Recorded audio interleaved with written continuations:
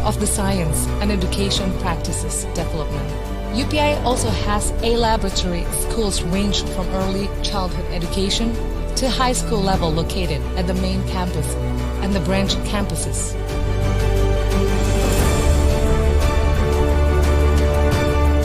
In supporting the national education preservation and fostering a brighter future of education, UPI built the Museum of National Education, expected to be sources of learning, research, educated, leisure for the public, particularly for students on all levels.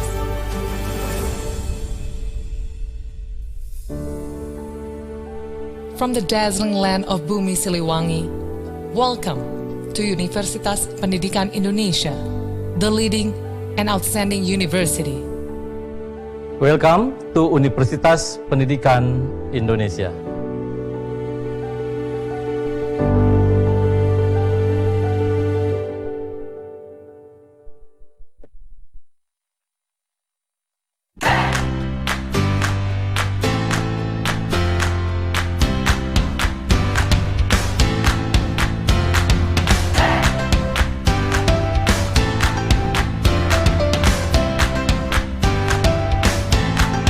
Universitas Pendidikan Indonesia is located in Bandung, West Java.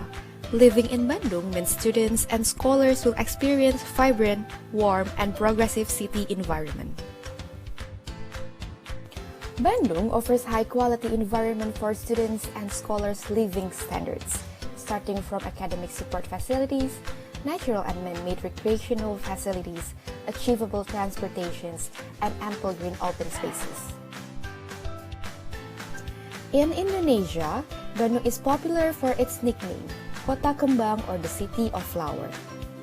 Since decades ago, Bandung has always been known for its lovely weather because of the trees along the way, and known to be a beautiful city because of its famous ornamental flower varieties.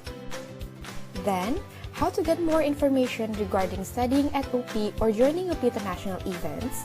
Here at UP's Directorate of International Affairs will be pleasure to assist you. Directorate of International Affairs, which was formerly known as the Office of International Education and Relation, is an office at Universitas Pendidikan Indonesia whom handles all international relations. DIA aims to support the internationalization goals of the university and to manage international mobility involving local and international students, faculty members, and other academics relations. As a university with a jargon leading and outstanding, UP has actively collaborated with many universities from all over the world, such as Philippines, Japan, Malaysia, Afghanistan, Germany, United Kingdom, Taiwan, South Korea, Uzbekistan, Finland, Canada, and many more. With experiences in working with various countries around the world, DIA will assist and serve all international students and prospective students without any differences. International students will be also helped by the presence of DIA student bodies, who will be helping them to adapt while studying at UP and living in Bandung. Therefore, international students will have no difficulty adopting here. There are many programs that have been held by DIA UP. For scholars, there are international faculty programs and visiting scholars, which connect foreign lecturers and UP academic community. For international students, there are various programs that you can be involved in and be a part of UP's community. There are C-Teacher, dan Mahasiswa Republik Indonesia Scholarship Program, KNB Scholarship Program, Summer Program, International Student Bodies Virtual Summit, International Culinary Days, and many more. And don't worry, for UP students, we also have special programs for you. If you want to study abroad or study culture-related course, student exchange is the answer. We have PPL Sekolah Indonesia Luar Negeri, Student Internship, Summer Program, and International Culinary Days. So, what are you waiting for? Just follow our social media on Instagram at dia.up, visit our website at www.dia.up.edu, and contact us through email dia@up.edu to find more information. We are waiting for your participation in our programs.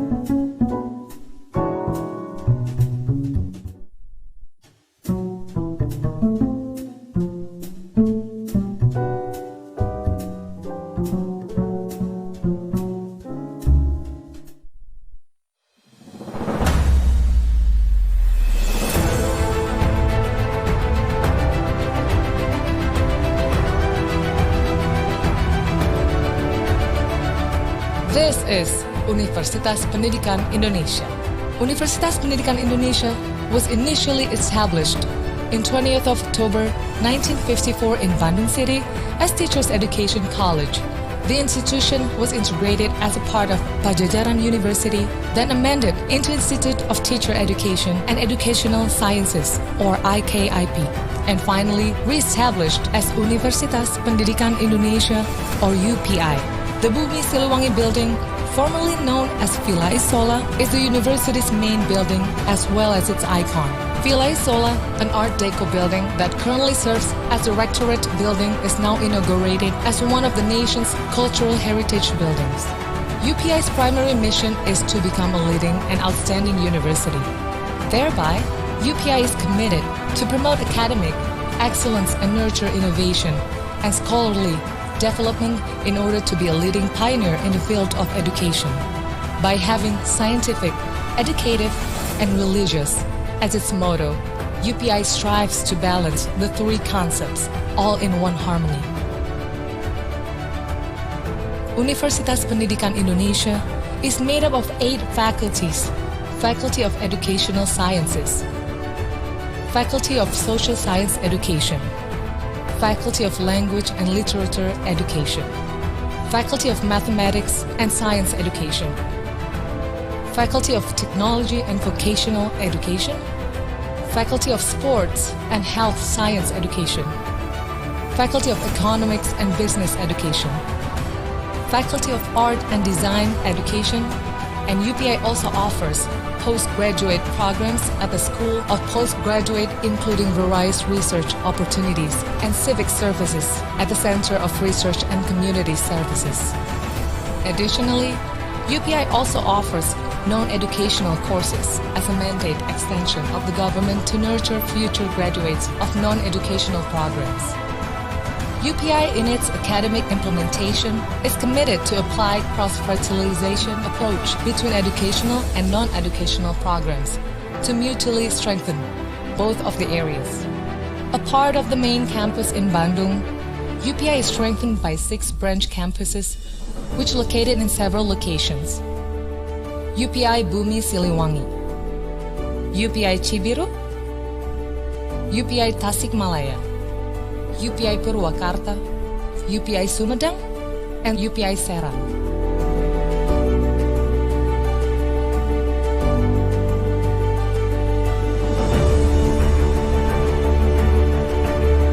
In fostering student activities, UPI optimizes the empowerment of Student Activity Unit, namely UKM, or Unit Kegiatan Mahasiswa.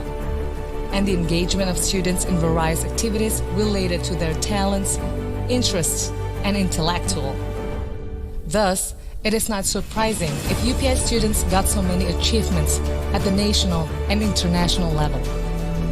At the center of the science and education practices development, UPI also has a laboratory. Schools range from early childhood education to high school level located at the main campus and the branch campuses.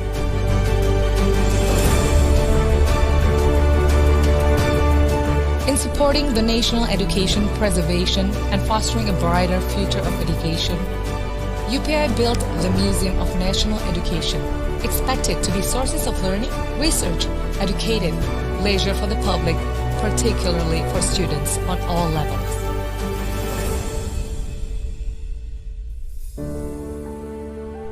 From the dazzling land of Bumi Siliwangi, welcome to Universitas Pendidikan Indonesia, the leading and outstanding university.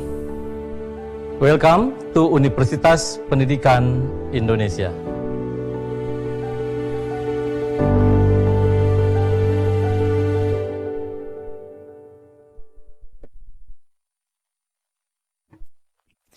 Ladies and gentlemen, can I have your attention please?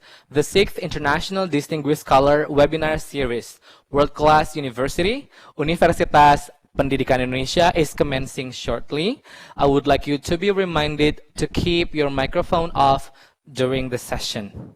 Thank you. Assalamualaikum warahmatullahi wabarakatuh. A very good afternoon from the City of Flowers, Bandung, Indonesia. Also, a very good morning and a very good evening to all of you from different sides of the world. I do hope everybody stays safe and healthy amidst the global pandemic of COVID-19. It's me again, Cep Ubad Abdullah, and I'm so delighted to be hosting today's event. The Honorable Rector of Universitas Pendidikan Indonesia, Professor M. Solehuddin, the Honorable Director of Directorate of International Affairs, Universitas Pendidikan Indonesia, Ahmad Bukhari Muslim PhD, the Honorable today's speaker, Professor John Lovett from School of Geography, University of Leeds, UK, the Honorable Moderator for today's session, Professor Dr. Haji Muhammad Ali MA from Educational and Technology Study Program, Universitas Pendidikan Indonesia, and distinguished guests, ladies and gentlemen, warmest greetings and welcome to the 6th International Distinguished Scholar Webinar Series, World Class University, Universitas Pendidikan Indonesia.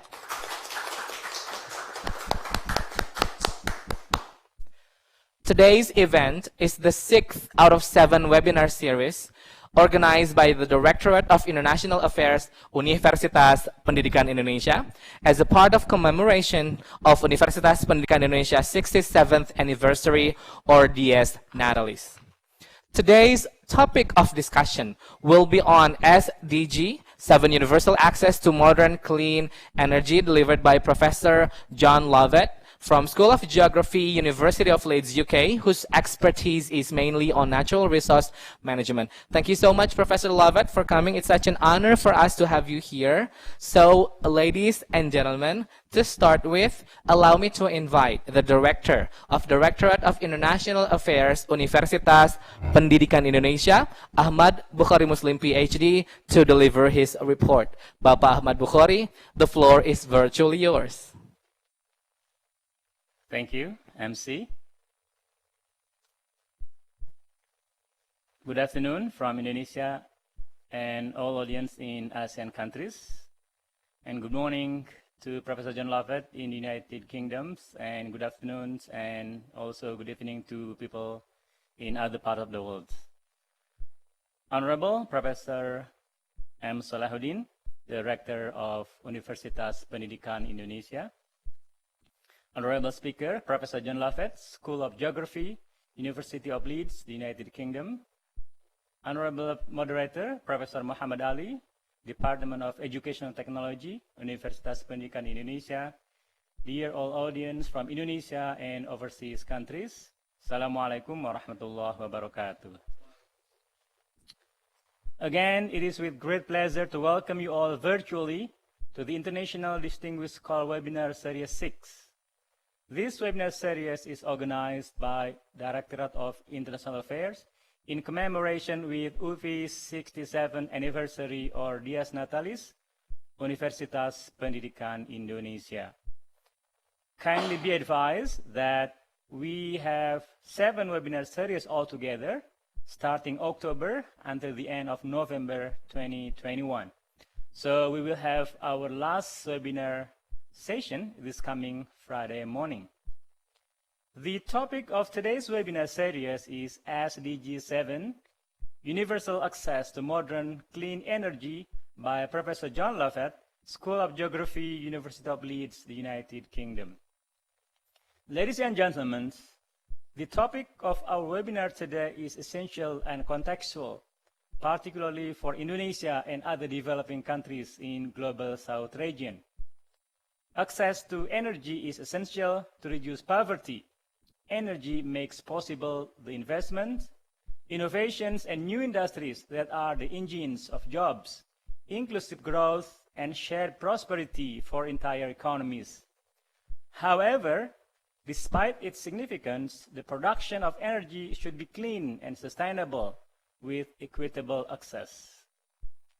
Given the importance of understanding SDGs and how we need to raise the awareness of this issue among people in all global North and South countries, as stipulated by the UN Sustainable Development Goals, which Professor John Lovett will discuss further, it is no wonder that this webinar has received a significant reception from audience of scholars, researchers, lecturers, and students in Indonesia and overseas. At the moment, we have received about 400 registration of participants coming from across Indonesia and overseas countries such as Brunei, Vietnam, Malaysia, Philippines, Ghana, and India. This event is aired via Zoom and TV UP live streaming. Ladies and gentlemen, the organization of this International Distinguished Scholar Webinar Series will not be possible without strong support and resilience of people who have worked very hard behind the scene. So therefore, they are staff members of Directorate of International Affairs, Information and Technology, and Public Relations of Universitas Pendidikan Indonesia, who really deserve a big and round applause. Finally, I would like to invite Professor M. Salahuddin, the Rector of Universitas Pendidikan Indonesia, to officially open the webinar. Ladies and gentlemen, finally, I wish you a reflective and insightful webinar. Assalamualaikum warahmatullahi wabarakatuh. Thank you very much, Bapak Ahmad Bukhari Muslim, the Director of Directorate of International Affairs, Universitas Pendidikan Indonesia, for delivering his report and for highlighting the importance of clean energy. Ladies and gentlemen, now I would like to call upon the Rector of Universitas Pendidikan Indonesia, Professor M. Salahuddin, to deliver his welcoming speech as well as to officially open today's event. Professor Salahuddin, the floor is now yours. Good afternoon in Indonesia and Asian countries, and good morning in the United Kingdom and other parts of the world. Honorable Speaker, Professor John Lovett, School of Geography, University of Leeds, the United Kingdom. Honorable Moderator, Professor Muhammad Ali, Department of Educational Technology, Universitas Pendidikan Indonesia. Dear ladies and gentlemen from Indonesia and overseas countries. Assalamualaikum warahmatullahi wabarakatuh. I am extremely honored to say a few words as the opening of this international webinar series 6. As you may have been informed, this webinar today is one of 7 webinar series organized by Directorate of International Affairs as part of 67th UV anniversary or Dies Natalis. Ladies and gentlemen, universal access to clean energy should become the concern of all citizens in global South and North countries. It should be the focus of all people and countries on earth, regardless of their socio-economic status. Clean energy is the basic need of all people living in both rich and poor countries. Access to clean energy should be equally shared by all people in a sustainable way. However, we still witness inequalities in the access to sustainable modern clean energy. Report by World Bank states that universal access to sustainable energy will remain elusive without addressing inequalities. Today's topic by Professor John Lovett is very crucial. Global citizens, it is necessary that we can raise awareness on the importance of SDG 7 on universal access to modern clean energy. Our previous webinar has addressed now the important SDG 4, quality education. As leading educational institutions, UPI managed to introduce these two SDGs and other sustainable development goals to all students, faculty members, and administrators. These SDGs should become the reference of all academics in teaching, researching, and serving the communities. Ladies and gentlemen, in addressing this clean energy issue, the World Bank has mentioned some key highlights on SDG 7 targets, which include access to electricity, clean cooking, renewable energy, energy efficiency, and international financial flow. These targets should become the concern of us all. I believe that in this webinar from Professor John Lovett, with his strong expertise and extensive experience in the area of modern clean energy, will open up more discussion on how we, all people living on Earth, can have equal and universal access to clean energy, regardless our socio-economic status. Finally, as requested by the organizing committee, I would now officially declare this webinar series open by saying Bismillahirrahmanirrahim. I wish you a fruitful and insightful webinar. Thank you very much, and Assalamualaikum warahmatullahi wabarakatuh. Thank you so much, Professor M. Salahuddin, Rector of Universitas Pendidikan Indonesia, for both the speech and for officially opening today's event. Distinguished guests, ladies and gentlemen, now that the event has just been officially opened, it's time for us to listen to the talk on SDG 7, Universal Access to Modern Clean Energy by Professor John Lovett. But first, allow me to deliver several points of announcement. First, for Q&A session, you may drop your questions by visiting the website of Slido there, or you can scan the QR code displayed on your screen right now, and you enter the code #TopWebinar6, and it is case sensitive. So I would like to remind you to use the TOPW with capital letters and EBINAR with a small case and 6 with number. And later, the moderator will select the questions to be addressed to Professor Lovett. Number 2, please be reminded to fill in the attendance record. The link will be distributed on either the comment section of the YouTube channel, TVUP YouTube channel, because it is live streamed. And number 2, it's going to be also distributed on the chat room of the Zoom link meetings. The certificate that is going to be distributed to you is based on the attendance record distributed there. This is the link. You can copy paste the link, or you can also scan the QR code to be able to record your attendance for today's webinar. So, ladies and gentlemen, now it's time for us to listen to the talk. But before that, allow me to introduce today's moderator to you, Professor Dr. Haji Muhammad Ali MA. Muhammad Ali is a professor at Universitas Pendidikan Indonesia, or Indonesia University of Education, Bandung, Indonesia. He earned a doctorate degree in Development Communication Science from IPB University, and also his master's degree, Master of Arts, on Research Methodology from the University of Pittsburgh, USA, and his bachelor's degree in Educational Sciences from Bandung Institute of Teacher Training and Educational Sciences, or IKIP. That is the former name of Universitas Pendidikan Indonesia. In addition to those, he also has undertaken several short courses either inside or outside the country.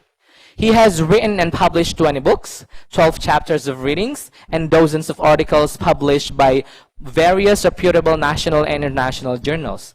He's been invited as well to deliver numerous keynote speeches, as well as presented tens of papers at various national and international seminars and conferences, both inside the country or overseas. He also has conducted tons of research projects funded by various research finance sources and received some awards from national and international organizations. So, ladies and gentlemen, without further ado, please join me in giving the warmest welcome to today's moderator, whom I'm so lucky to call him my colleague, Professor Dr. Haji Muhammad Ali, MA.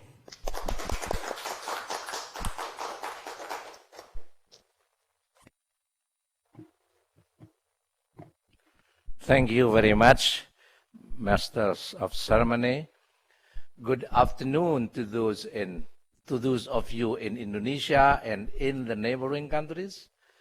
Good evening, good morning to Professor John Lovett and those in the other side of the globe.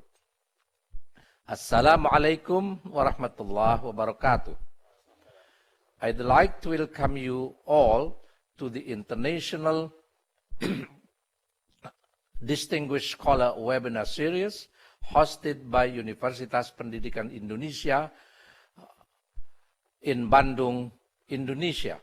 I'm very pleased to chair this webinar, especially because its topic is associated with one of the Sustainable Development Goals, that is goal number 7, universal access to clean energy, as a global action program. Every UN member country should have a commitment to engage with and is expected to achieve the goals by 2030. And we are grateful to the Rector of Universitas Pendidikan Indonesia, who has invited a professor from University of Leeds, United Kingdom, who is an expert in natural resource management, Professor John Lovett. It is an honor for me as webinar moderator to introduce to you Professor John Lovett. Professor John Lovett currently is holding the position of Chair in Global Challenges. His research focuses on the international economist of natural resources management and takes an interdisciplinary approach, bringing together both the natural and social sciences. He is also interested in the links between local and international law and policy and the practical aspect of implementation of global agreement. Its main interest is natural resource management, and he maintained a global collaborative interdisciplinary environmental research program, and he has conducted several researches on this particular area. From 1999 through 2006, he was been the environmental specialist on the UK Department for International Development Programme Advisory Committee for the National Resources System. In 2009, he was seconded to Natural England under the ESRC Award as the environmental economist on the NE Chief Scientist team. Currently, he is a member of the Natural English Science Advisory Committee, whose more recent work has been in renewable energy, and whilst working in the Netherlands, advising the Dutch Foreign Ministry on market-based solution to technology transfer. Professor John Lovett, who is leading the project at the University of Leeds, said today in Brazil that there are more than 625 million people with no access to modern energy services in sub-Saharan Africa and most African countries. 42 in all are net energy importers, with fossil fuel-fired plants accounting for 81% of total electricity generation. Without further ado, ladies and gentlemen, please join me in welcoming Professor John Lovett, who would like to deliver his presentation on the universal access to clean energy in emerging countries. Professor John Lovett, now the visual stage is yours. Please. Good morning, everybody from the UK. Selamat sore.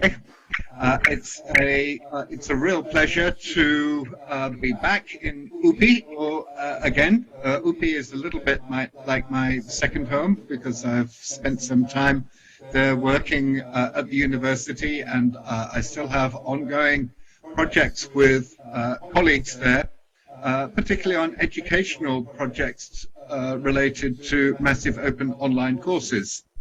And a little bit later in my lecture, I will give you some information about one of the massive open online courses that we have recently launched in collaboration with UPI. But let me see if I can share my screen, and then I can talk about energy. Here we go. Right. So what I want to do today is talk about sustainable development goal number 7, which is energy.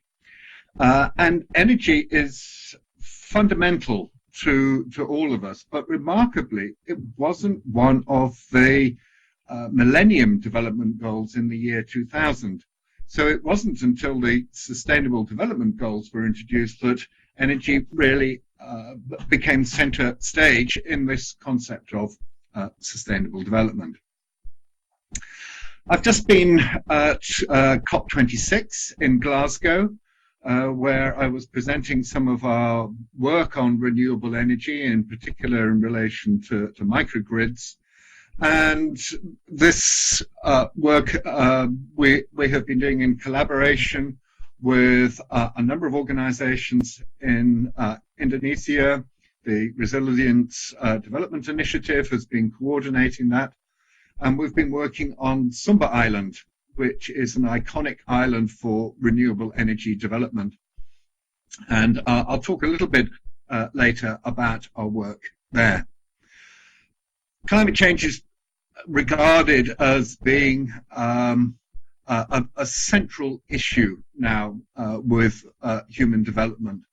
But what I'll show in a few minutes in my talk is that although there is a great deal of discussion about trying to reduce the extent of use of fossil fuels and the greenhouse gas emissions that those fossil fuels create, we still have a long way to go. One of the important issues with climate change is climate justice, and this links human rights and development. And renewable energy is very much part of this, because a lot of the release of greenhouse gases has been associated with inequalities and lack of equity in the distribution of energy resources across the world. And we now have the technology to start to redress some of these balances so that we can move forward to achieve Sustainable Development Goal 7.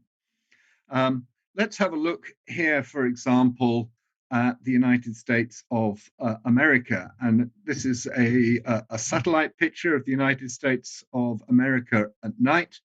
And you could see here the large amount of light that's being generated in urban centers, so that across the whole of the United States continent, including Canada, that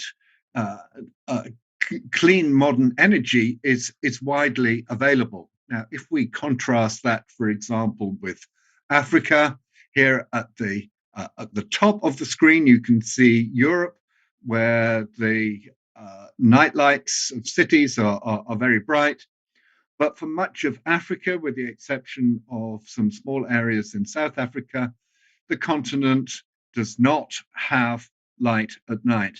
And that is reflected by the extent of access to energy on the continent. Now let's have a little look at the global data associated with energy consumption. So this is a slide from the website Our World in Data. And you can see here that coal and oil and gas, these are all very major parts of the global primary energy consumption. There are relatively small amounts of nuclear, hydro, wind, solar, and other renewables, but they make up only a relatively small fraction of the overall global primary energy consumption.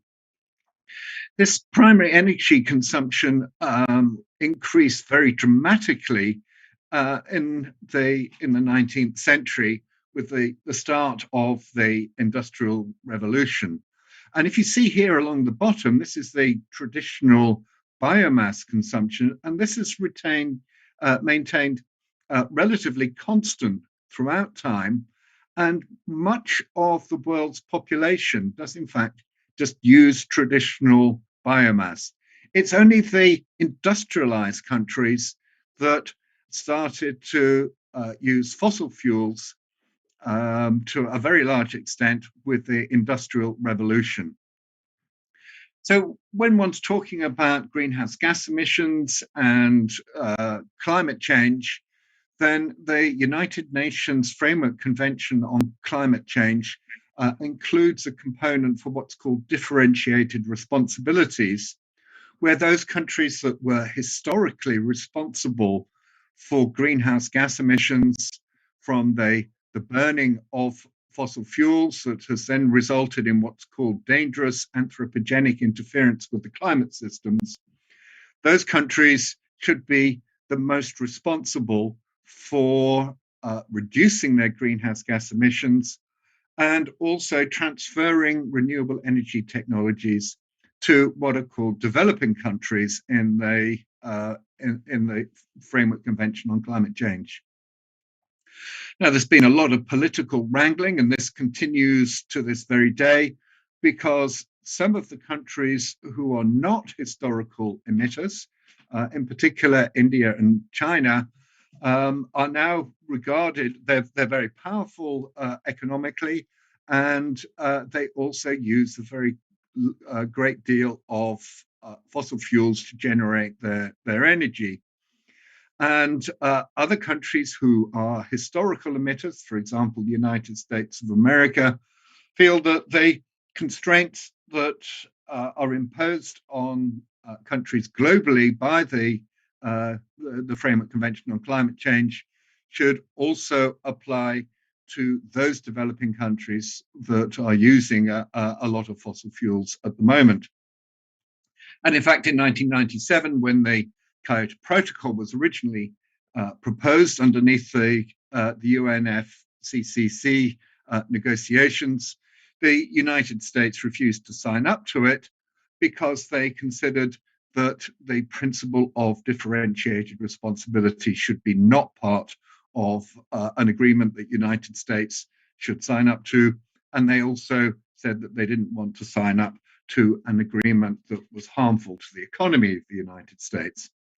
And this is because the economy of those developed countries is very largely dependent on energy supply from fossil fuels.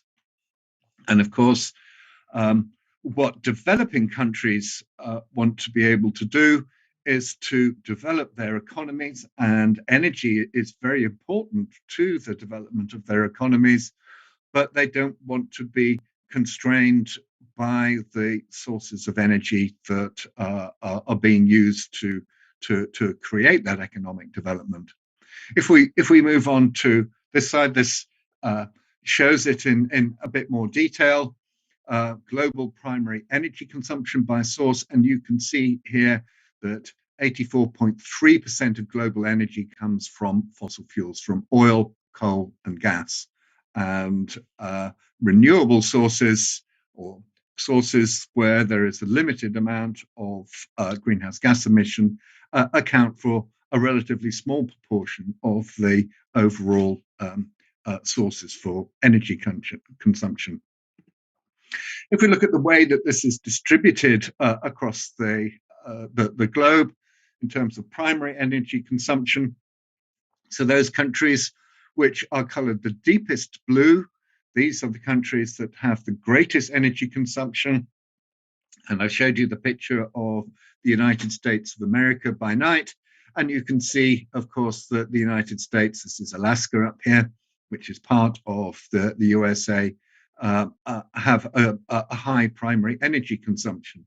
And then over here, you can see China. And this is the concern of negotiators in the Framework Convention of Climate Change, that because China within the convention is traditionally regarded as a developing country, but has a high degree of primary energy consumption, although it was not a historical emitter, then they feel that China needs to work hard to reduce its emissions. If we start to look at this data in a slightly different way, in terms of the energy use per person, the per capita energy use, then the picture changes a little bit. Again, the USA and Canada have a very high degree of energy use, but you can see that countries like China, which have a relatively high population, in fact, have a much lower energy produce even than countries such as Saudi Arabia and the United Arab Emirates and Oman.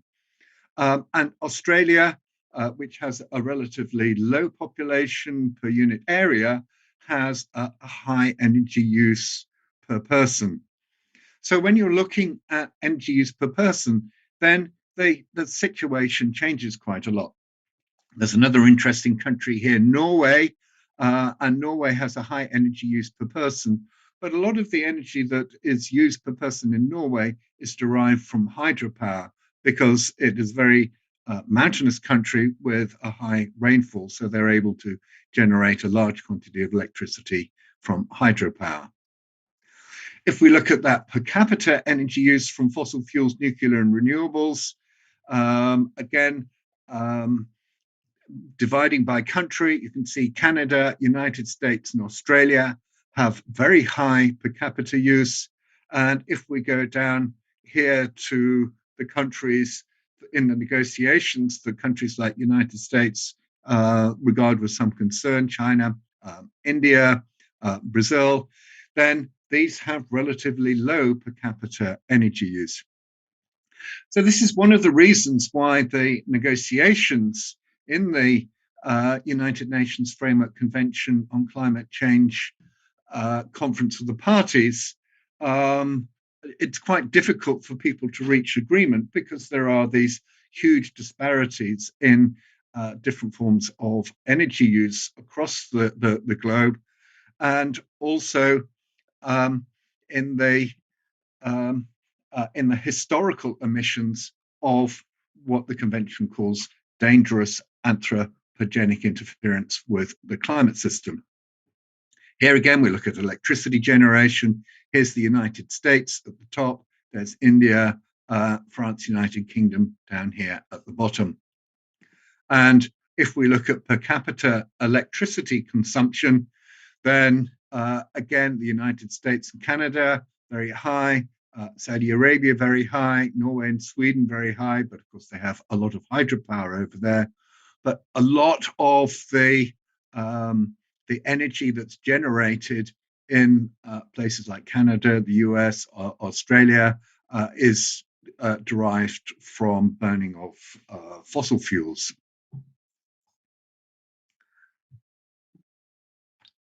Let's go back to that the original picture that I showed you of Africa at night and the amount of light that was coming off the continent. And what that picture demonstrates very dramatically is that about 1 billion people still live without access to electricity. And these are especially in sub-Saharan Africa and South Asia. So here's the energy access deficit in sub-Saharan Africa. It's about 57%. South Asia is about 32%. East Asia and Pacific, 7%, and others, 3%. So these are the countries really that Sustainable Development Goal 7 applies to in terms of the universal access to modern clean energy.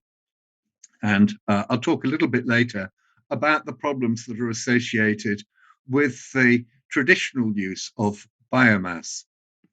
If we look at that on a per country basis in Africa, then you can see here that the countries here in red and yellow, these are countries with less than 50% access, and these countries here in red have less than 30% access. So this pattern of electricity access in the countries very much mirrors the picture that we saw of Africa at night.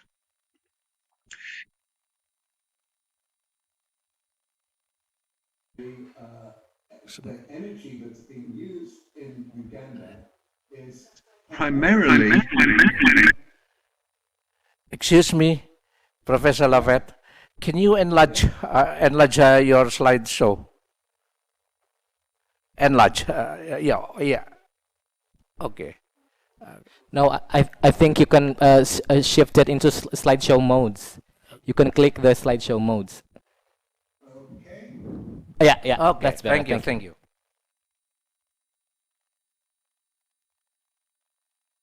For asking me to do that. There's a little bit of an echo. Okay, is that good? Right. So the biomass sources here in Uganda, if you remember from that first graph that I showed you, where traditional biomass use had remained constant throughout time, that is because a very large proportion of the world's population are using traditional biomass, and they've always used it, and they've continued to use it throughout time because they haven't been shifted to the modern forms of energy use, such as electricity. So in a country like Uganda, the amount of biomass use is still very high. And if we have a look now at the amount of the different types of technologies that are being used in a country like Uganda, the traditional three-stone fire makes up a very high proportion of that biomass burning technology to generate energy. Then you have open charcoal stoves at about 20%, and improved cook stoves are only at about 8%, and then other forms of traditional cooking are relatively small at 4%. Okay, let's move now on to Sustainable Development Goals. Now, what we're talking about in today's lecture is Sustainable Goal 7, which is affordable and clean energy.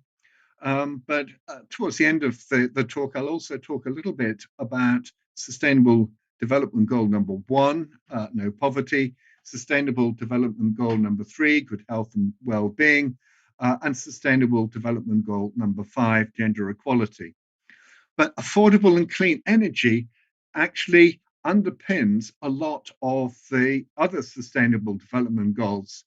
And we could have a whole lecture on how energy underpins things like, for example, clean water and sanitation. Energy powers the sewage plants and water purification plants. And if you're using forms of renewable energy, such as biogas, using livestock slurry, then you can have a circular economy in which the pollution from the livestock slurry is being used to generate energy and also to create a very high quality compost. And then that slurry doesn't go into the rivers and create a high nutrient load in the rivers and eutrophication. And so that then maintains, for example, life in the water by maintaining biodiversity in those water supplies. So when you start to look at these different sustainable development goals, they are in fact all interlinked with each other. And energy is one of the key sustainable development goals that underpins the others. So here's Sustainable Development Goal number 7, ensure access to affordable, reliable, sustainable and modern energy for all.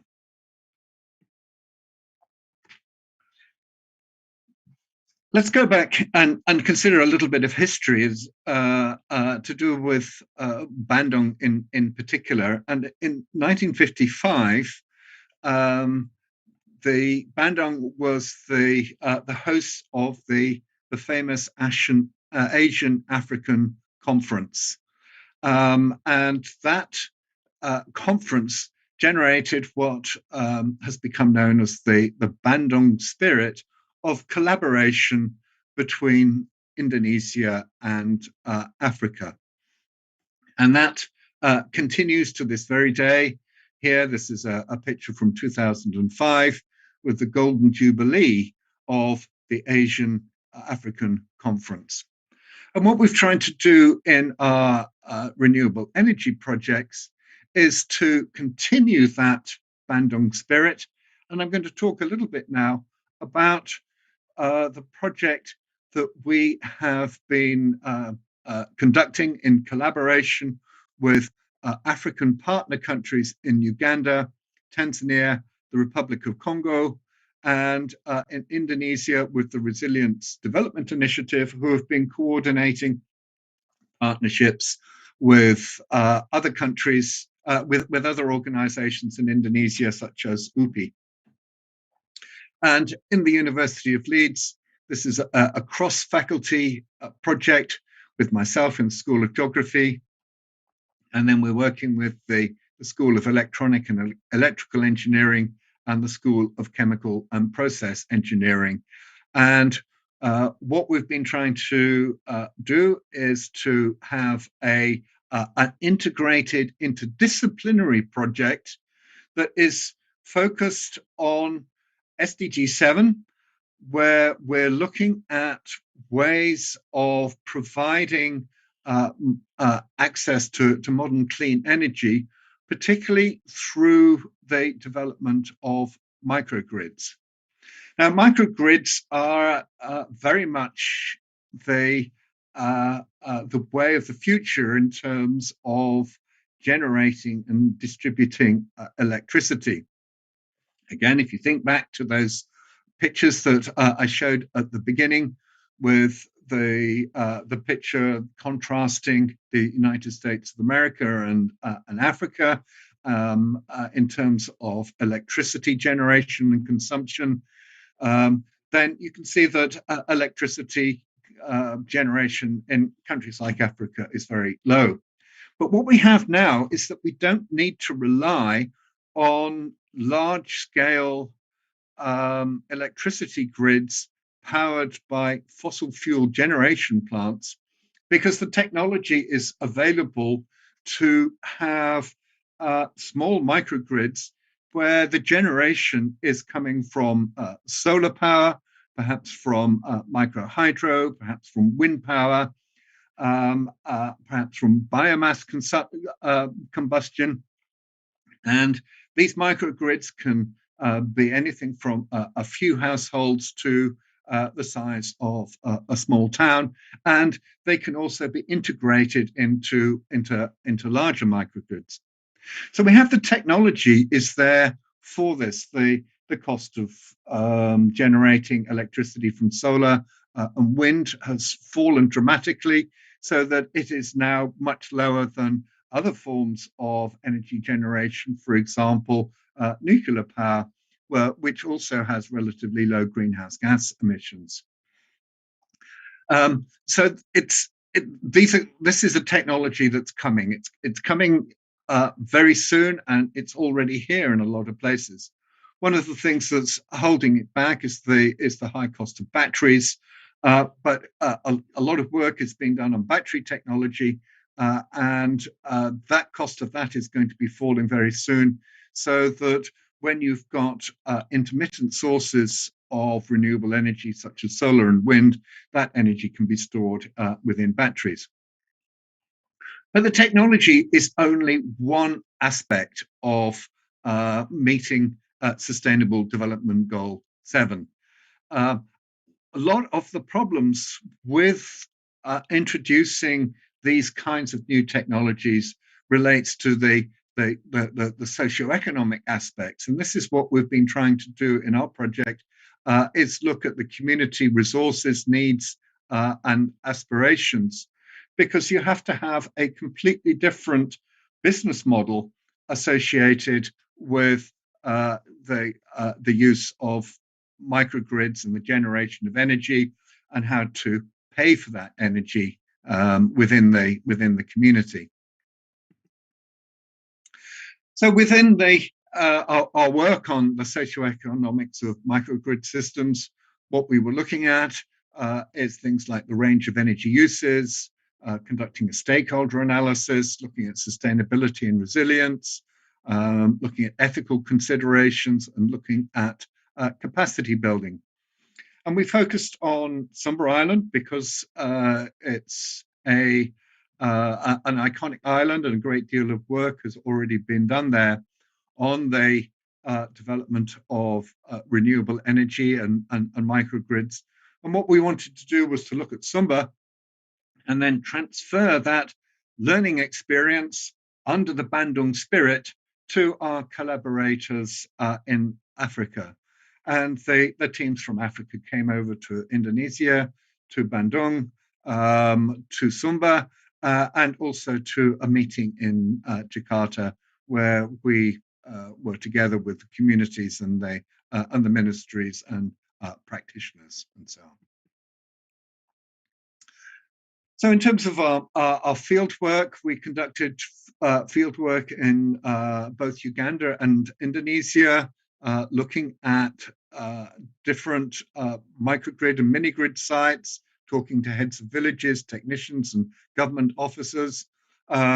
We conducted a socioeconomic survey where we were looking at the use of electrical appliances, cooking fuel, the potential for biomass.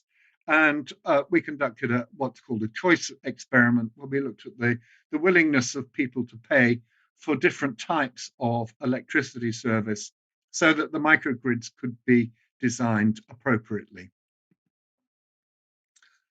So for those who are not familiar with where Sumba Island is, here we can see the the various islands that make up Indonesia, and Sumba Island there is marked with the red mark, and here is a map of the island and gives you an idea of the vegetation of the island. It's relatively barren in the inland areas, and there's been a high degree of deforestation. A lot of that deforestation has been due to the demand for biomass energy for traditional burning of firewood. The electrification rate in Sumba is still relatively low. So it's at about 24%. And what the Indonesian government is aiming to do is to increase the electrification rate on the island by using microgrids. And there are a number of projects which are working there at the moment attempting to do that. And as I've mentioned, Sumba is an iconic island. Indonesia is a country of about 17,000 islands. And if the technologies and the systems of energy governance in Sumba can be transferred to these other islands, then they too can develop microgrids.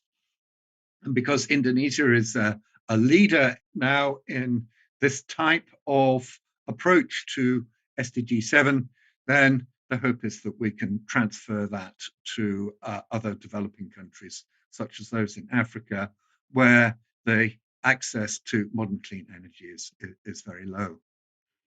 There are a number of different types of renewable generation energy in Sumba. There's microhydro, wind, large solar-powered plants, solar on individual households, solar water pump, and there's also biogas and biomass generation plants as well. So I think this is one of the things that the take-home messages that we need to think about with achieving SDG 7 is that we're not looking at a single source of generation as in somewhere like, for example, the USA, with its very high energy use, where they have large-scale energy infrastructure of large-scale generating plants feeding into a national grid. When we're looking at SDG 7 in developing countries, then we need to be looking at hybrid systems where the energy is going to be generated by lots of different forms of technology. So this is some examples from some of the visits, the villages that we visited on Sumba Island. So this village here had microhydro and solar pumps. Another village, again, microhydro. And it also had some diesel generators. So we shouldn't discount the use of fossil fuel as well in our hybrid energy systems. That if we can generate a lot of the energy from renewable systems, then we can have also fossil fuel generators for backup. It is very expensive now to use diesel generators compared to solar power, but sometimes there needs to be backup systems that are using these kinds of generating technologies. And then here there is a wind farm, and this particular village here, which has a hybrid grid, the wind farm illustrates one of the problems with the introduction of this type of technology, in that the wind farm was introduced, it ran successfully for a short period of time, and then there were some complications with ownership and governance of the wind generating system, and it then fell into disrepair. So this is one of the reasons why socioeconomics is has to be a very important component of the considerations for meeting SDG 7. Here, another village. This is using solar panels, and this solar panel system works very well.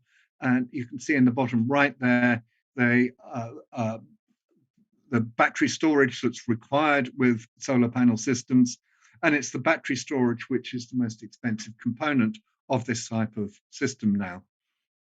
So if the cost of batteries can come down, then that means that these types of systems can be more widely applied. So if we summarize this case study of Sumber Island and the villages that we visited as part of our projects, well, first of all, as I hope I've demonstrated, these mini-grid systems are very diverse. They're using a wide range of different generation technologies. They are serving a wide range of different purposes and to a variety of communities and numbers of people. One of the big problems is technical support. So you can get technicians coming in and putting in the renewable energy technologies, but then the governance systems don't exist to continue the supply of technical support. And that's both a system, a problem associated with the governance and the organization of the business models associated with these mini grids, but also the capacity of the expertise available to maintain them. Microhydro is a very well established technology. It's relatively simple. And this, in the villages that we visited, this performs better than the solar power, which requires slightly more complicated electricity storage mechanisms and maintenance. And again, back to this issue of governance, that there's a lack of integration of efforts from multiple organizations, and there's even competition between the different organizations. So this is that illustrates, I think, the big difference here between when you've got a centralized national grid structure with large-scale infrastructure of generation and transmission, and a system where you have lots of different forms of generation in a microgrid. That those two different systems require very different types of governance and business models to the large-scale national grids. And there hasn't yet really been a sufficient kind of switch in those governance mechanisms to really facilitate and enable these local microgrid systems to operate efficiently. And this is one of the key things we need to overcome with achieving SDG 7. It's not so much a matter of the technologies are there. It's a matter of the socioeconomics and the public administration and the governance systems. Here again, insufficient capacity of the local authority, having expertise within the local authorities to run these types of systems. And if you're going to have a local form of generation, then the economy has to grow with that form of generation. With large-scale power generation, there are huge government subsidies that go into the creation of the generating plants and the transition systems. There are also very large-scale subsidies going into fossil fuel provision. Whereas when you have microgrids, it's much harder for government to subsidize lots and lots of different small enterprise. So when you have a subsistence economy that isn't generating the cash, the finance that is needed to maintain the microgrid, and when communities are much more used to those government subsidies associated with large-scale infrastructure, then the local economy can't support the development of the microgrid. So it needs to go hand in hand with the development of the economy.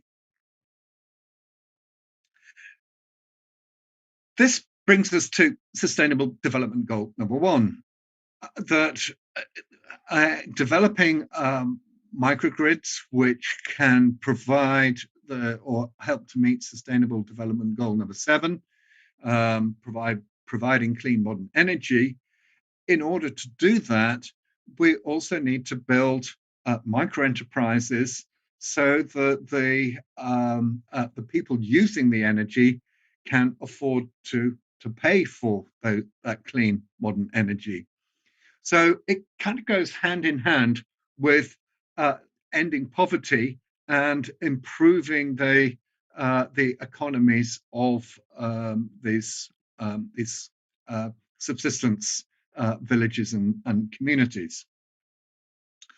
Here's an example where renewable energy is being used to help end poverty. This is from Uganda. This is a village. It's called Watoto village. Watoto in Swahili means children. And in Uganda, because of many years of conflict in surrounding countries and also the HIV/AIDS epidemic, then there are a large number of orphans. And here in the Watoto village, the orphans are being looked after in family units.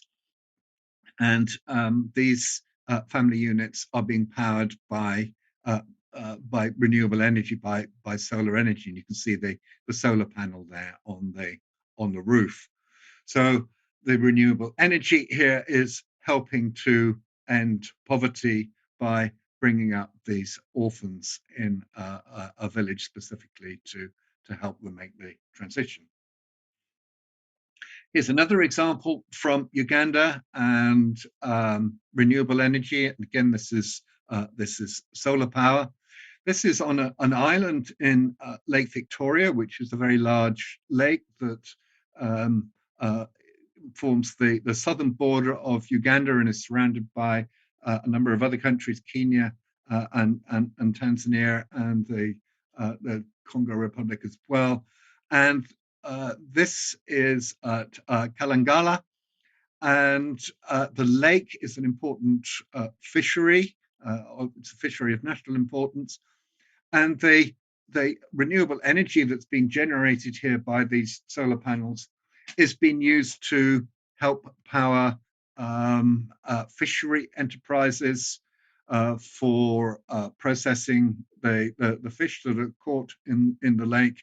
So again, that economic performance, the reduction of poverty, is helping to pay for the provision of the microgrid and renewable energy generation technology.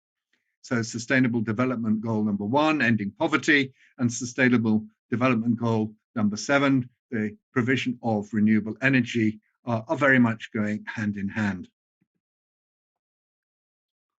Sustainable Development Goal number 3 is ensuring healthy lives and promoting well-being of all ages.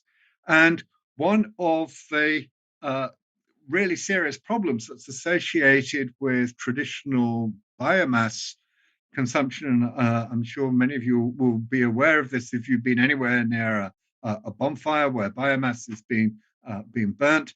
And here you can see a traditional 3-stone stove technology. Now, if you imagine women and children gathered around this stove within a house where they're cooking, then they're going to be breathing in very large quantities of small particles. They're called PM10s, and these are very injurious to health. So much so that indoor air pollution that's caused by the traditional burning of biomass is called the killer in the kitchen.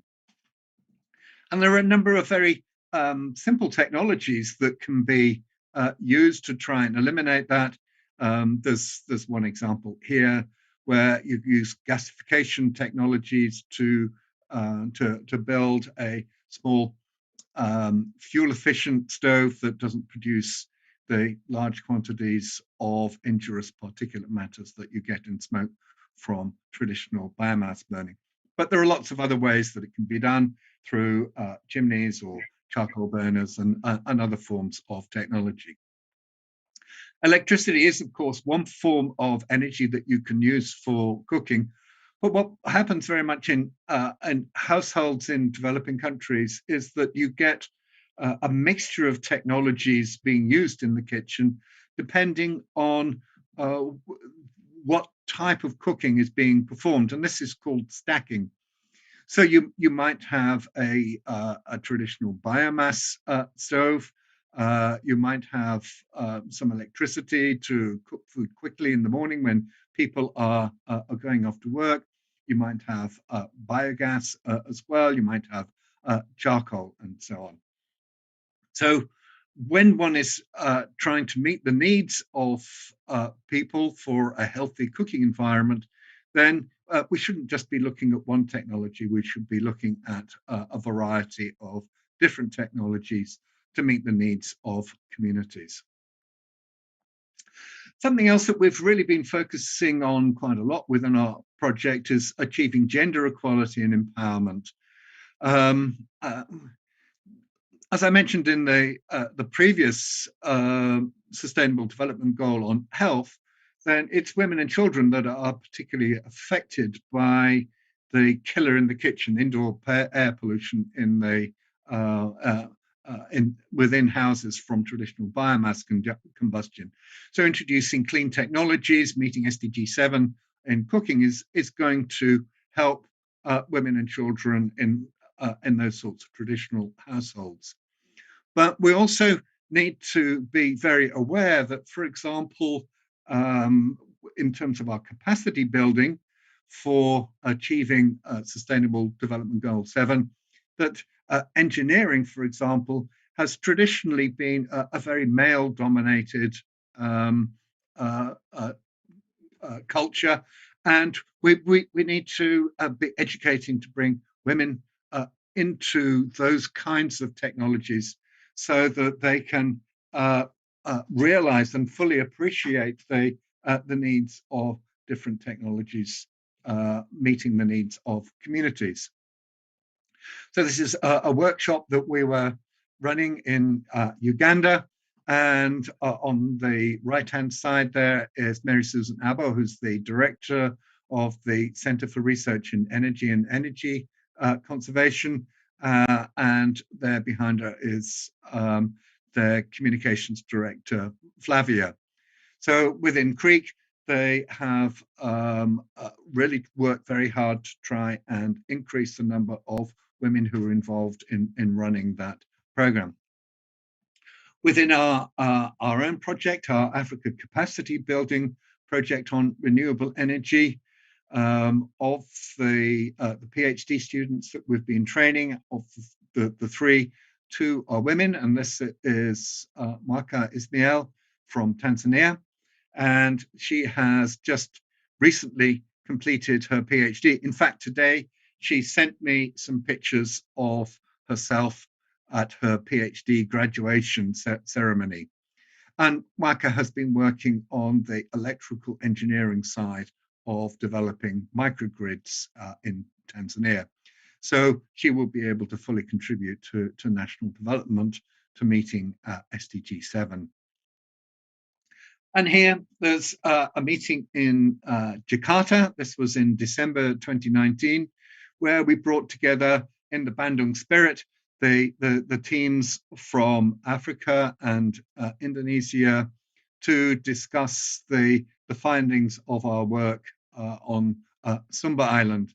And you can see Mwaka there in the front, and the teams in Indonesia have been working very hard to achieve gender equality. I'll just finish now with a brief discussion on one of our other collaborative projects between the teams in Africa and the teams in Indonesia and the teams in Leeds. And that is on the work that we're doing with massive open online courses. Massive open online courses are a way of helping to achieve Sustainable Development Goal number 4 on education and having equality of access to education. Now that internet technology is becoming more widely accessible, there are a number of educational platforms that massive open online courses are available on. The one that we've been working with here is the FutureLearn platform, which has about 9 million registered learners worldwide. And on my other massive open online courses, which are about institutional economics, I've had about 100,000 people from 170 different countries go through the course. We launched this particular course on renewable energy and bioenergy to coincide with COP26 because the subject of bioenergy is related to the achieving this equality of energy access globally. And we're in the process of preparing a second massive open online course specifically on microgrids. But it's possible for you to sign up and take this course, providing you have access to the internet. We also try and make the courses as accessible as possible with downloads, so you can download the transcripts and you can download the videos as well. So if your internet access is intermittent, then it's possible to take the course materials away with you.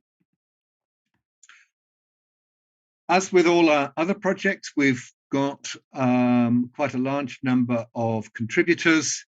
So here we'll have I've talked quite a bit about our contributors in Uganda. So this is with the Center for Research in Energy and Energy Conservation. I've mentioned the Resilience Development Institute, also in Bandung, and the work that's been done on stacking has been done by our colleagues in Mexico. The Kew Gardens have been contributing some work on the different types of plants that are used for bioenergy.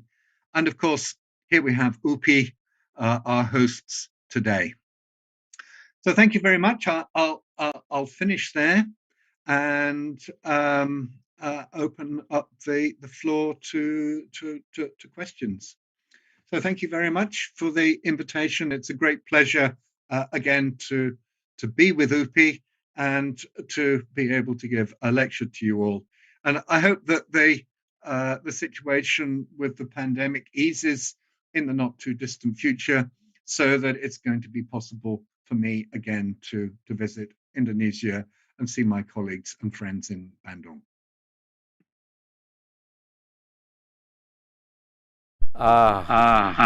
It's very substantial, lucid, and elaborative presentation, and I'm sure all the participants enjoyed your presentation. We still have around 30 minutes in this webinar, and now it is the question and answer segment.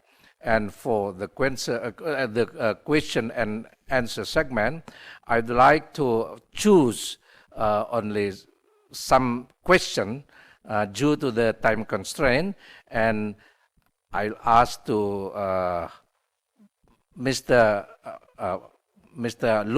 Ubad, master ceremony of this webinar, to read the question. Okay, please, Mr. Ubad. Well, thank you so much, Professor Ali. But before we come to the question and answer session, I would like to invite all the participants to give a big round of applause to Professor Lovett for such a great presentation. Professor Lovett, to be honest, the whole presentation was like the slap in the face to me, because subconsciously I think I am contributing to the lack of clean energy in the future for my future generation. So yeah. Well, I've selected some questions. The first one comes from Kurniawan Saifullah. He wonders how universities in developing countries could initiate the substantial use of energy by giving example as sustainable universities in its education system management. Yeah, that's a very good question, and I think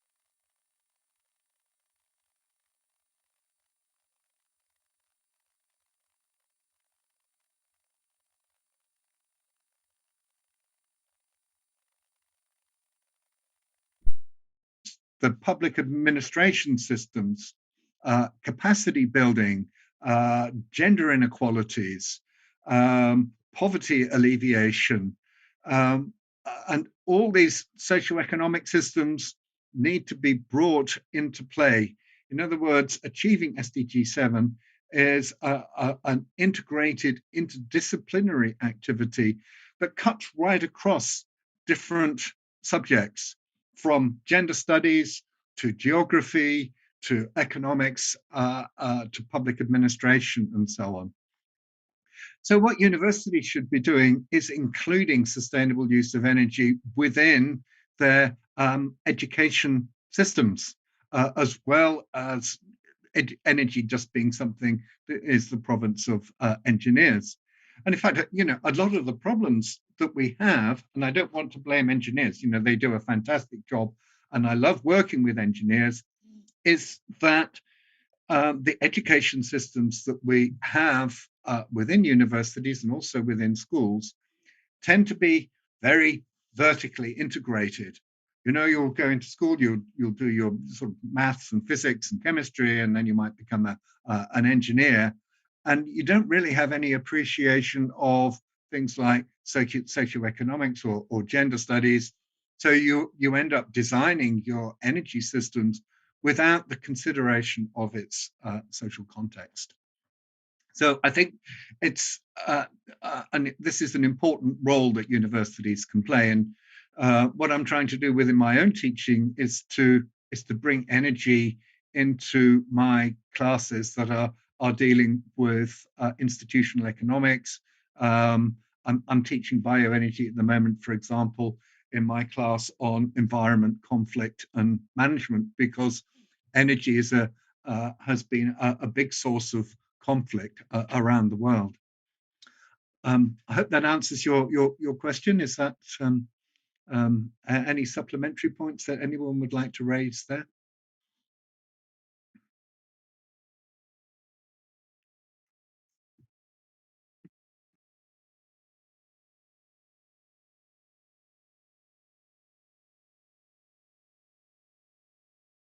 Okay, moderator, shall I just continue with answering the questions? Is that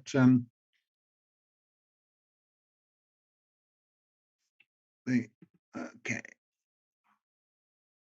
The questions are displayed on the screen. Okay, I'll just continue answering those questions. All right. Oh, all right then. Yeah, so yeah, question number 2 is actually anonymous, and the question is how to continue and prospect for the use of new renewable energy. All right.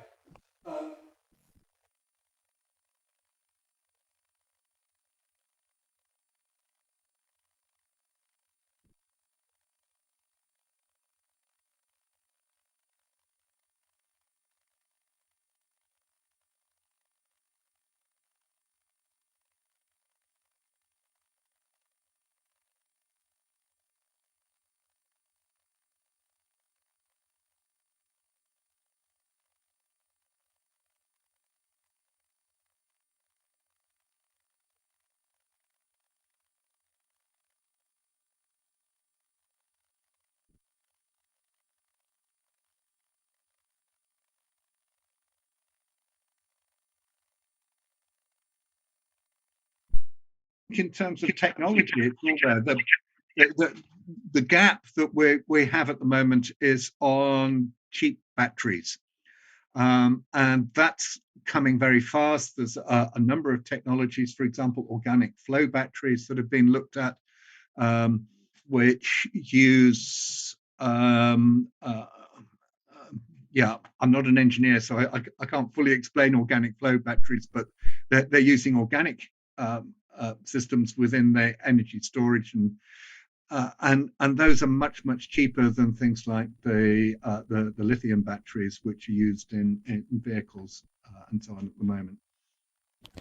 So the technology is going well. So how to continue the prospects for use of new renewable energies? I think a lot of that is to do with the economics and the governance and the public administration systems need to change.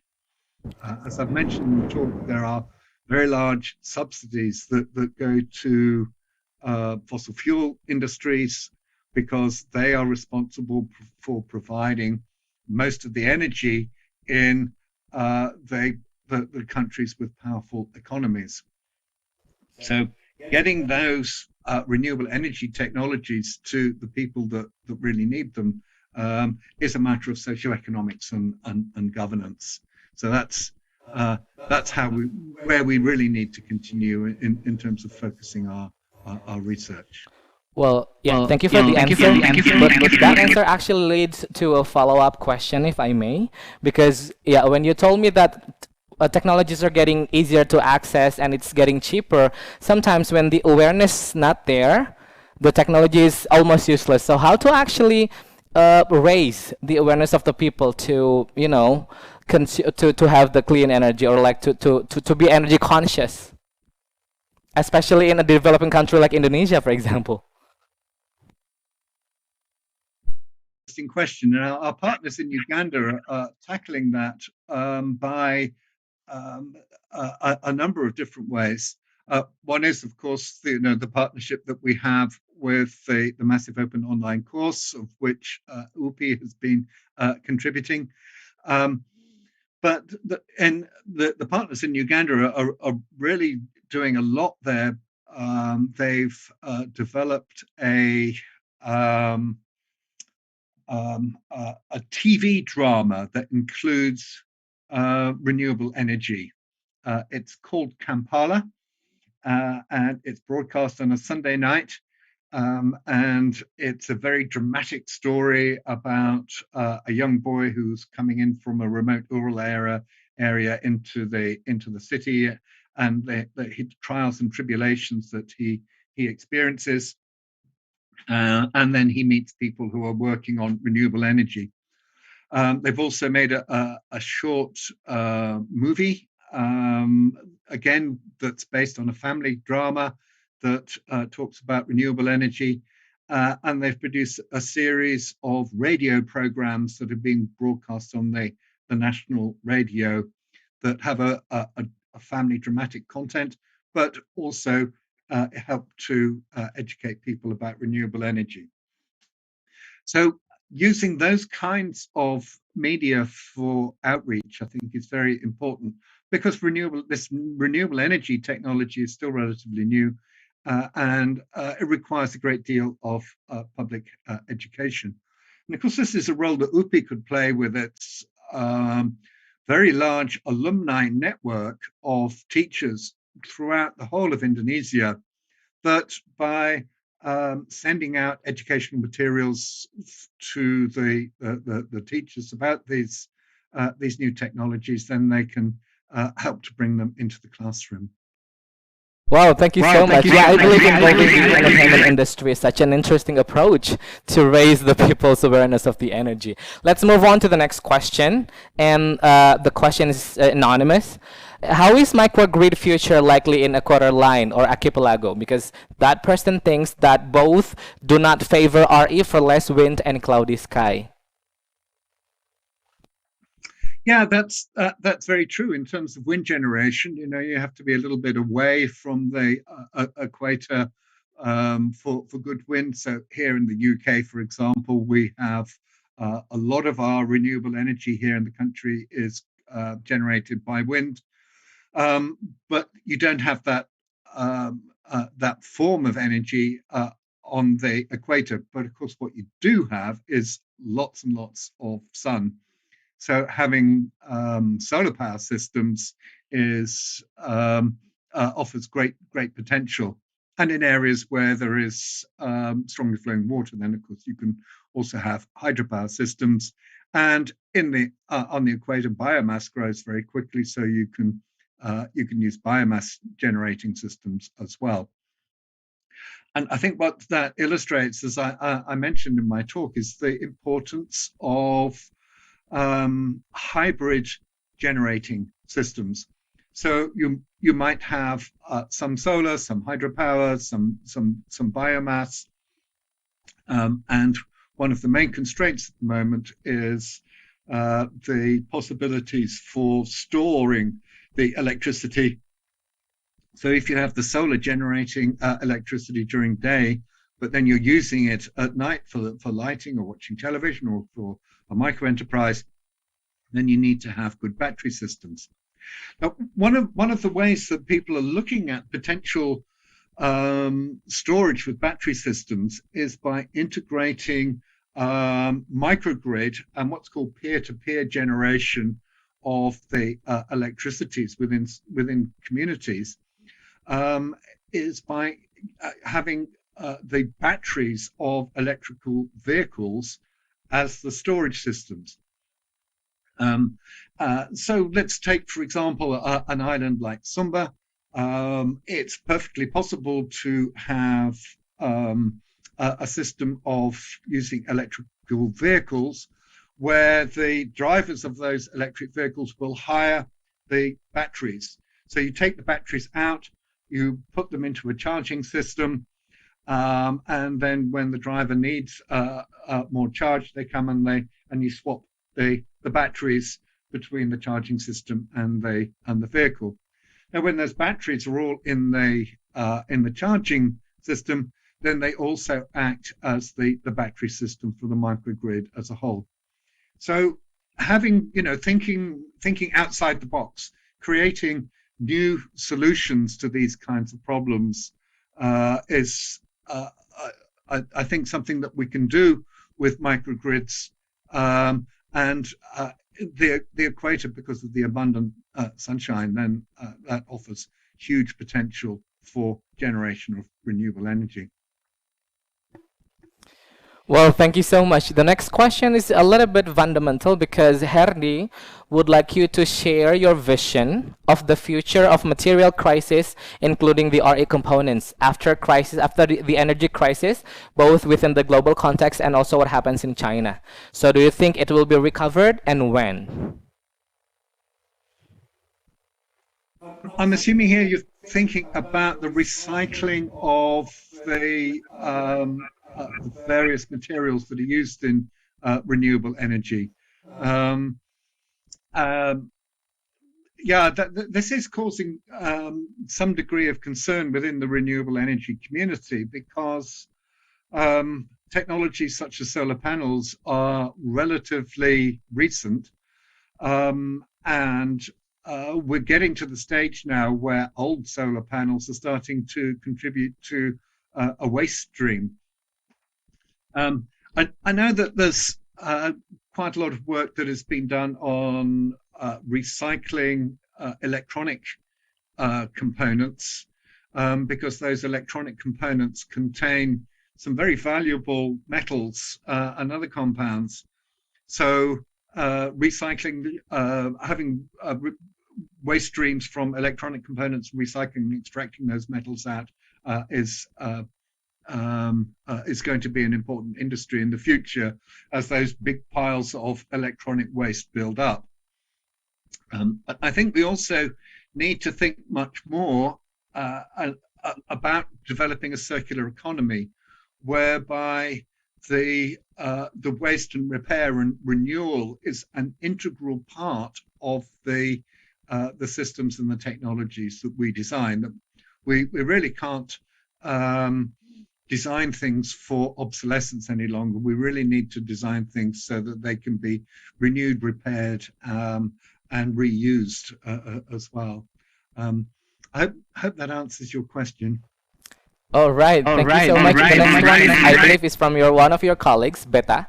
She said that she couldn't agree more with the lack of integration. Perhaps you have the best practices from your previous experiences, like, for example, which one is better? Is it top-down or bottom-up? Which one is actually more efficient, in your opinion?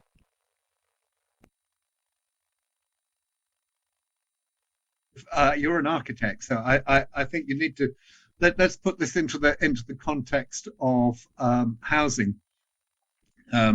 If you're building a house, then of course you need to have quite a high degree of top-down inputs into that house through hiring an architect, and the architect is going to be working within the planning regulations, and hopefully the planning regulations are going to be geared towards renewable energy and energy efficiency. But then the bottom-up component is the actual needs of the people who are going to live in that house. So the architect needs to be communicating with the people and the communities that are going to be living in the house that they design. And the same is true of microgrids and other forms of renewable energy systems.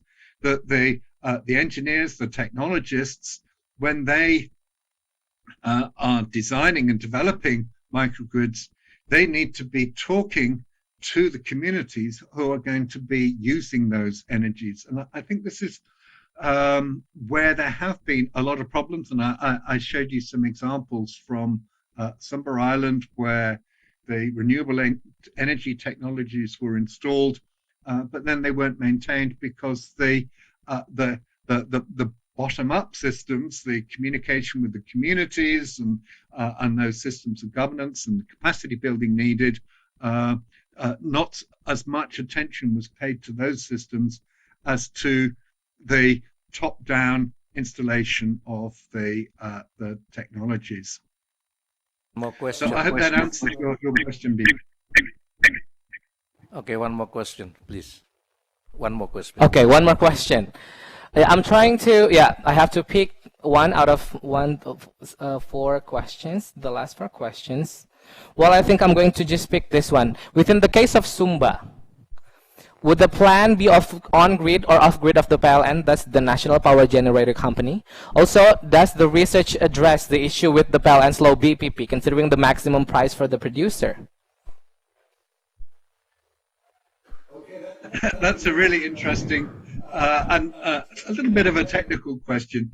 There is a project operating on Sumba at the moment called the Mentari project, where they're trying to expand the renewable energy microgrids on Sumba Island, and they're doing a lot of research on the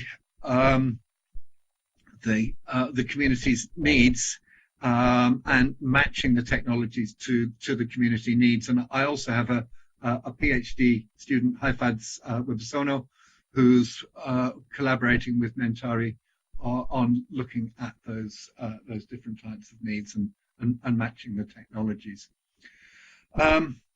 Without going into sort of a lot of detail about the the approach that's been traditionally adopted by PLN as the national electricity provider, and the needs of communities in terms of renewable energy through microgrids. And this is something that we discussed in our meeting in Jakarta in December 2019, that there needs to be very different sorts of approaches. And if you have a large-scale energy infrastructure organization like PNL, that's been designed for large-scale generation and transmission. And yeah, that's great. That works very very well. But in a small island community, it's going to be quite hard to develop a grid system, particularly if you have a lot of people living on subsistence incomes, and there's quite a high degree of poverty. So you need to then design off-grid systems, microgrids, that are going to meet those people's needs. And then as the energy comes through and the economics, the finances of these communities improve, then of course you can gradually build up the technologies. But just providing grid systems is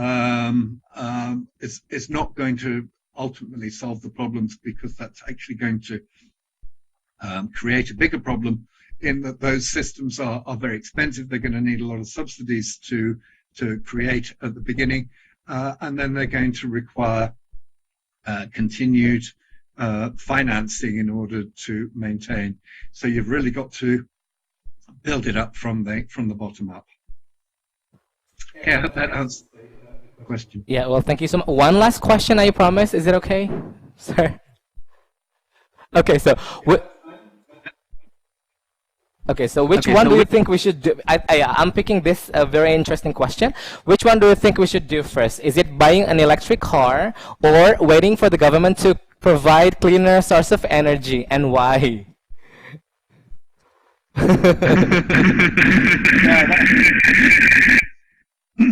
That's an interesting. I know, right? Yeah, I'm not sure that yeah, it's. I mean, what I've tried to demonstrate in my talk is that actually everything is sort of interlinked. Now, one of the problems in Indonesian cities is air pollution. It's a problem in Bandung, and it's certainly a big problem in Jakarta.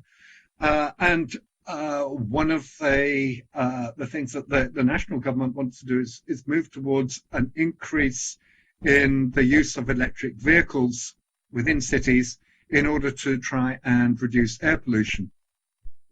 Now, air pollution is kind of the immediate problem, but of course, if you're shifting towards electric vehicles, then you're going to also be reducing the amount of fossil fuels that are being produced.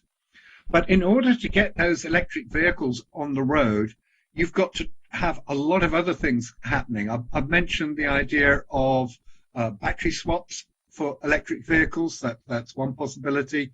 Otherwise, you've got to have a lot of charging stations, so that if people buy an electric vehicle, then they're not going to feel that they're going to run out of electricity somewhere and not be able to recharge the electric vehicle. So well, we have a saying in English that it's the chicken and the egg, which came first.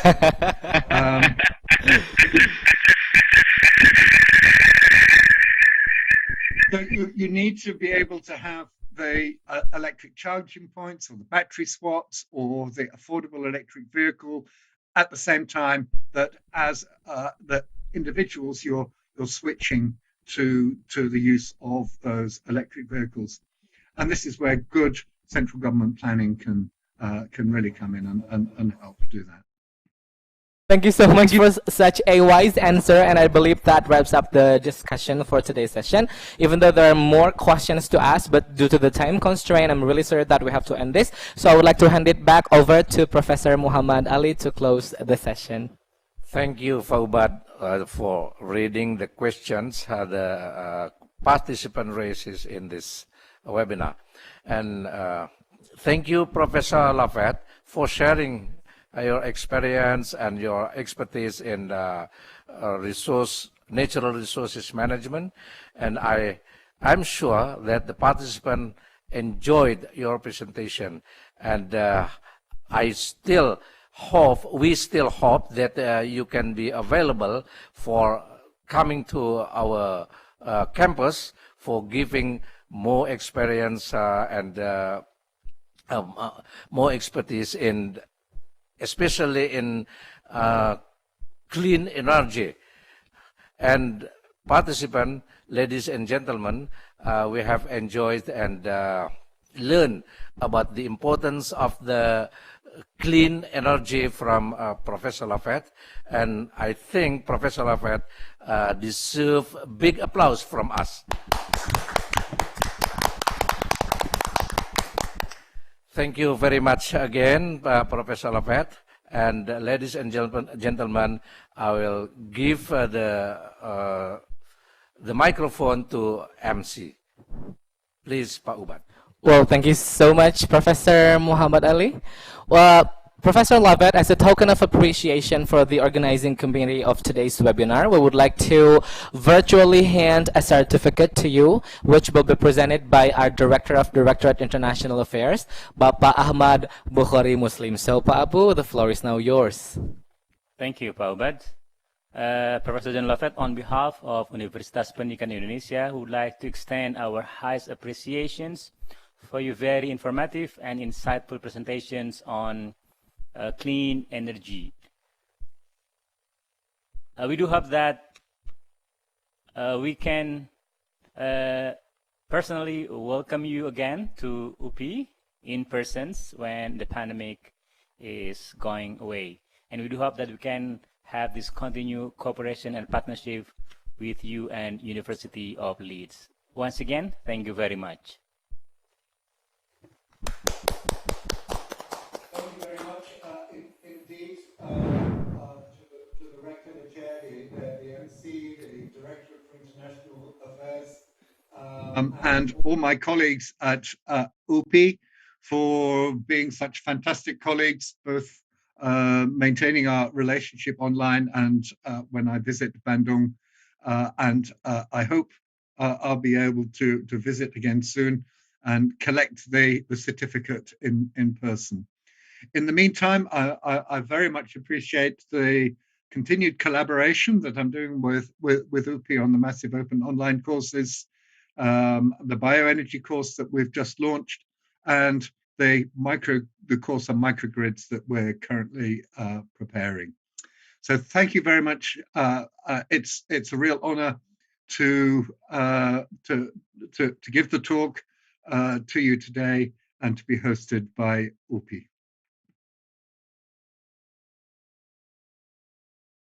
Presented still by the Director of DIA UPI to today's moderator, Professor Muhammad Ali. So I would like to invite Pak Abu and Pak Muhammad Ali for the certificate presentation. Okay, again, on behalf of our university, thank you so much, Professor Muhammad Ali, for moderating the session. You're really very helpful and very supportive moderator. Once again, thank you very much. Terima kasih, Prof. Ali.